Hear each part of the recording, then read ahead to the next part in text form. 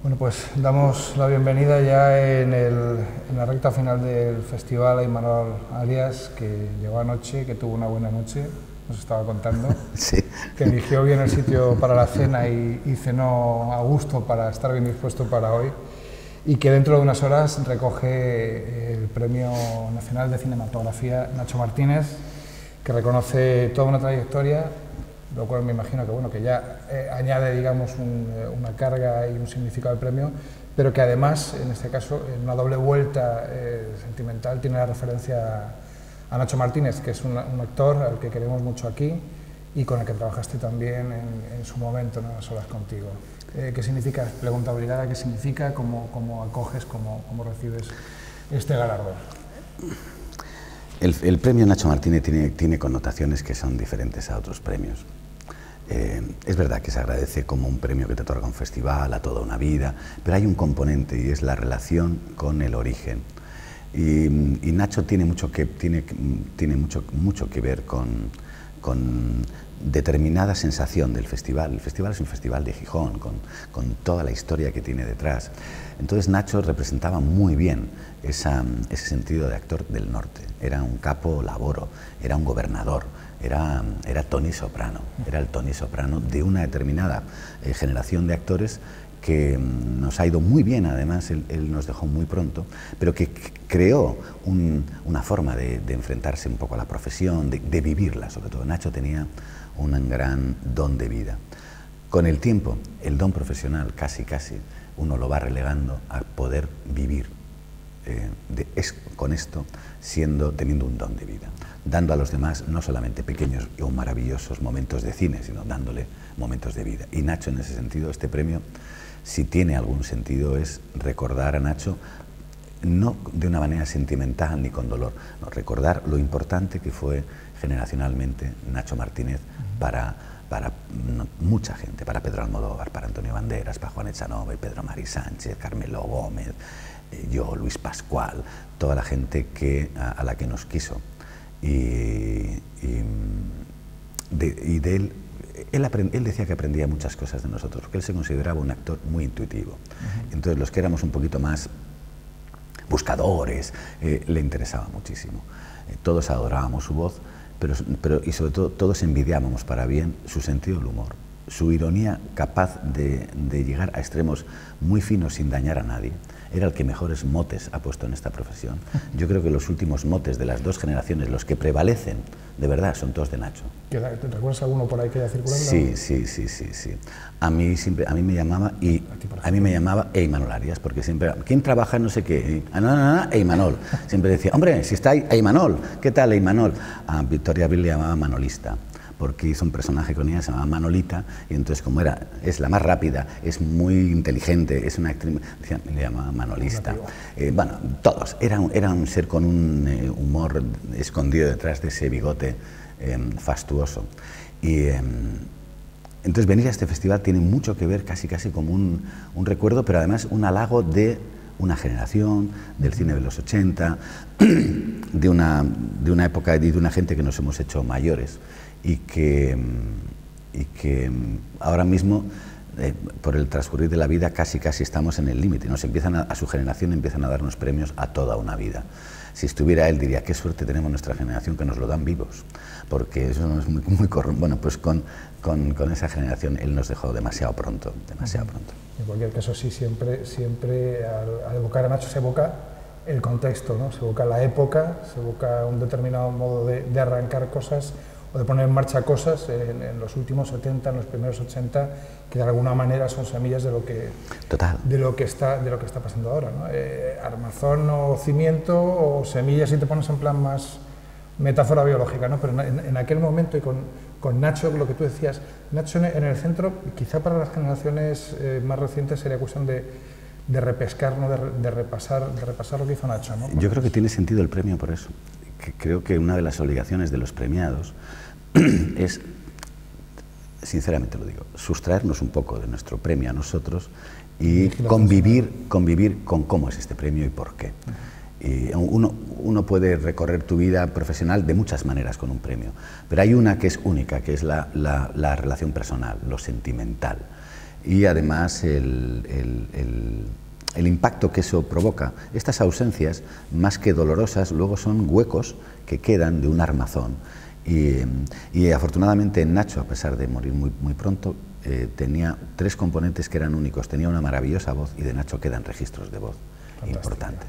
No era normal que un actor joven llegara con esa voz y con esa dicción. Generalmente éramos muy buenos saltimbanquis y hablábamos como el orto, mal o rápido. Nacho cambió todo ese mundo. Nacho es Almodóvar, y Almodóvar es algo que... Nacho es el lenguaje, curiosamente es un asturiano, es un hombre de Gijón que crea, que se mete en el lenguaje madrileño de la movida, que es un lenguaje mezcla de 1000 cosas, sin perder nunca el acento. Eso era maravilloso. Esto es una cosa que era Madrid. No fagocitó nunca a Nacho Martín. En todo caso le bañaba, le rozaba, le mimaba. Era una ciudad que se le hizo comodísima a Nacho. Yo no he visto a nadie de los jóvenes moverse con tanta facilidad y tanto misterio. Porque además Nacho tenía sus misterios. Sí. Y manteniendo su coña del norte siempre, lo que contabas. Impresionante el humor que tenía. Eso nunca le faltó.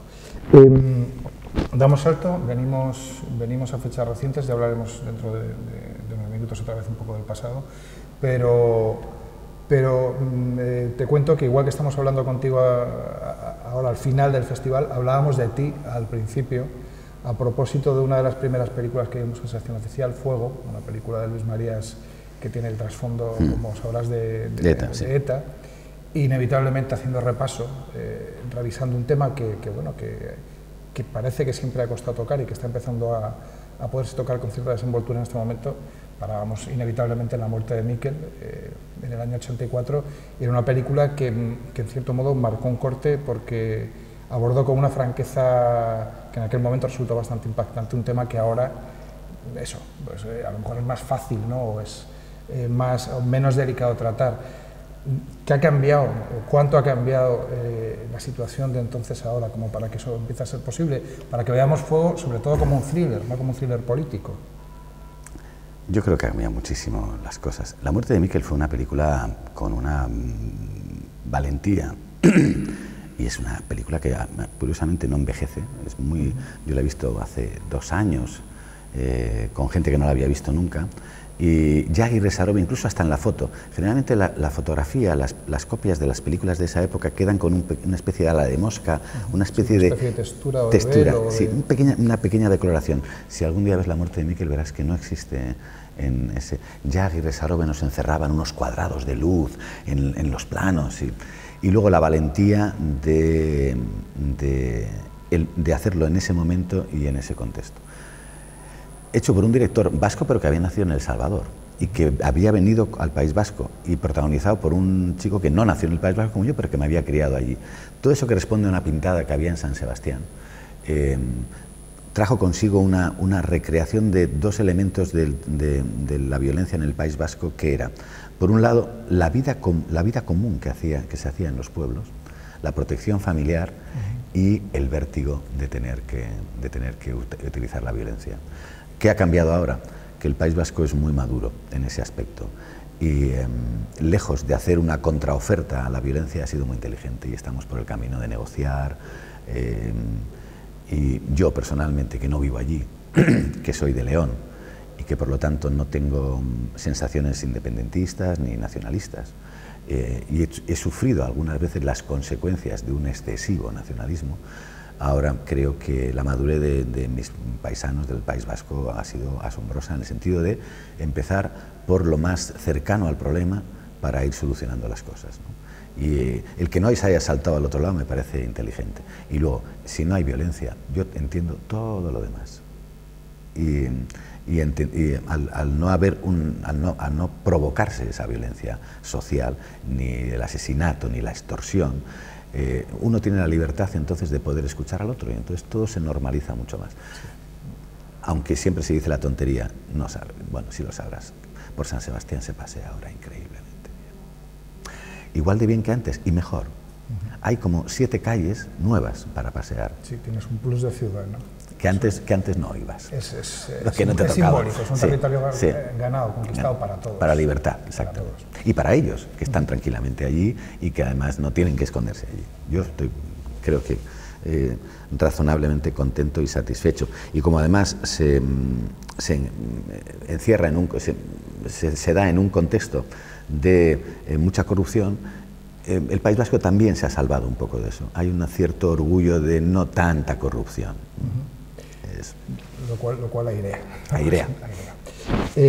Hablamos un poco de trabajo. Sí. Recientemente has concluido un rodaje que yo creo que nos tiene a todos, por lo menos a los de Mequinta, particularmente interesados. Eres un actor que ha pasado a la historia. Hace no mucho veíamos Libertador, te veíamos en La piel de Domingo de Monteverde. Qué personaje, qué personaje, qué tipo, qué trepa, qué bicho. Te hemos visto haciendo también personajes intrahistóricos, ¿no? La saga de los Alcántara es pura intrahistoria española de los últimos 30, 35, 40 años. Y te vamos a ver seguir haciendo también personaje de historieta, o sea, historia, intrahistoria e historieta, ¿no? Anacleto está en el punto de despegue. Me imagino que tenga que ser una experiencia distinta, muy especial, ¿no?, para ti.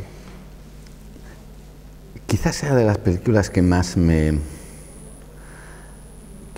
ha transformado últimamente, o que más me ha acercado a esta edad, a vivir esta edad que tengo de otra manera.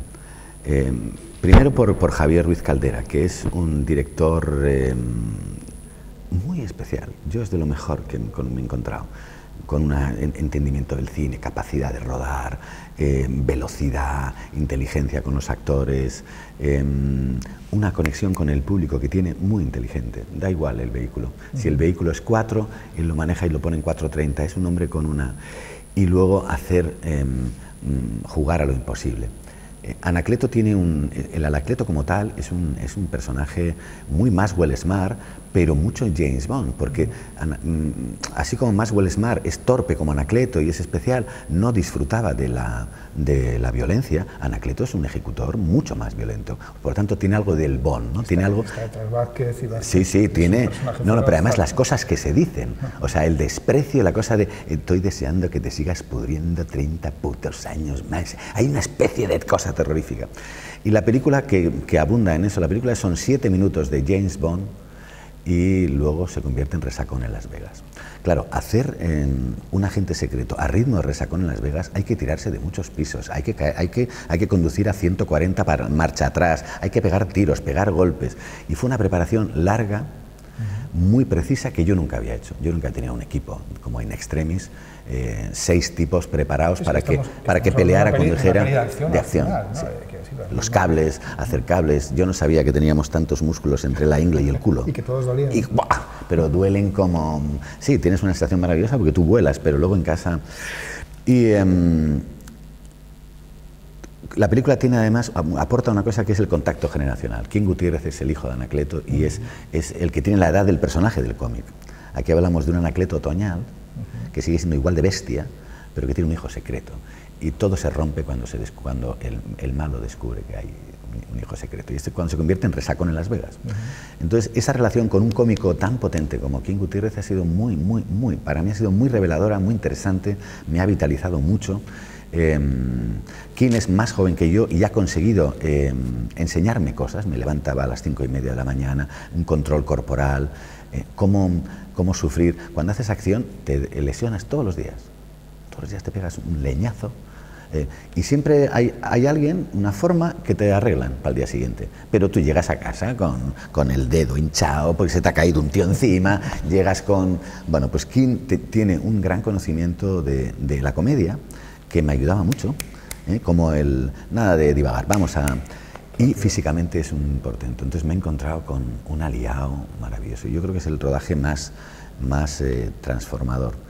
Y estoy muy contento de haberlo hecho.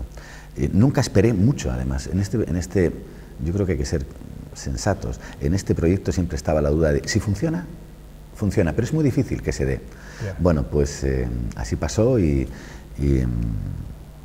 Me han llamado de la Warner ahora hace unos días para tener que hacer una sesión de fotos o 2 extras con un superfotógrafo para carteles, porque va. Bien. Porque va. Nos alegramos mucho que te hayan dejado más o menos entero, más o menos en Sí, condiciones. hay un dedo que me ha cambiado, porque se me cayó un dentío encima y mira, este dedo ya para siempre quedó, sí, quedó de otra manera, sí. Pero... Pues nada, estaríamos encantados de seguir hablando contigo, pero me parece que están esperando ya para la rueda de prensa.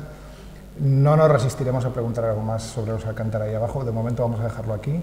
Te damos la bienvenida, te agradecemos un montón que estés aquí y esperamos que disfrutes como empezaste y anoche disfrutar. Gracias a vosotros, sí. Bienvenido. Gracias.